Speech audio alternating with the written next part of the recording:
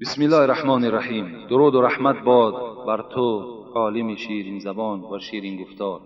سوال ما با شما همین است که ما حالا جوان هستیم، لیکن یک خصلت داریم که اگر در محلمون معرکه توی عروسی برپا شود، سر راه را گرفته از داماد یعنی از شاه بچه شهتاز گفته پول طلب میکنیم. آیا شهتاز در اسلام هست یا نه؟ برادرای اسلامی، جوانهایی که باور کنین شما مثل یک بهترین گل در داخل مسجد هستید. خوش به حال شما که در جوانی شما توبه کردید، در جوانی به سوی خدا رجوع کردید، در جوانی قدم های شما به سوی مسجد است. خوش به حال، خوش به حال همه شما جوان ها.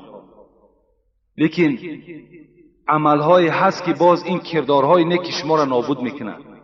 از آن جمله انمی شهتاز از اسلام نیست، این بلکه تله و تاراج کردن است.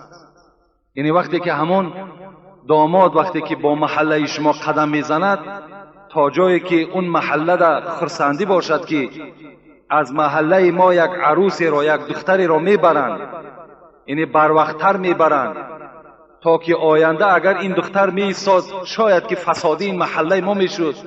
امروز خدا را شکر که این از محله ما با یک خرسندی البته گسیل شده ایستاده است. برای این باید که شما شکرانه کنید. یکی وقتی که مردمی که از طرف شه آمدگی هستند شما شهتاز طلب میکنین، این مثل که در راه یک کس میقپی و پول و مالش از جیبش کشیده میگیری. وای راضی نیست که به تو یگان چیزی دهد، تو مجبور میکنی تا اگر مرا 20 سوم ندی یا 40 سوم ندهی من راه را برای تو کشاده نمیکنم. این حرام است. این پول برای شما، این تله و تاراج کردن، یک غصب کردن است. برای همین به این هیچ وقت جوانها راه ندید.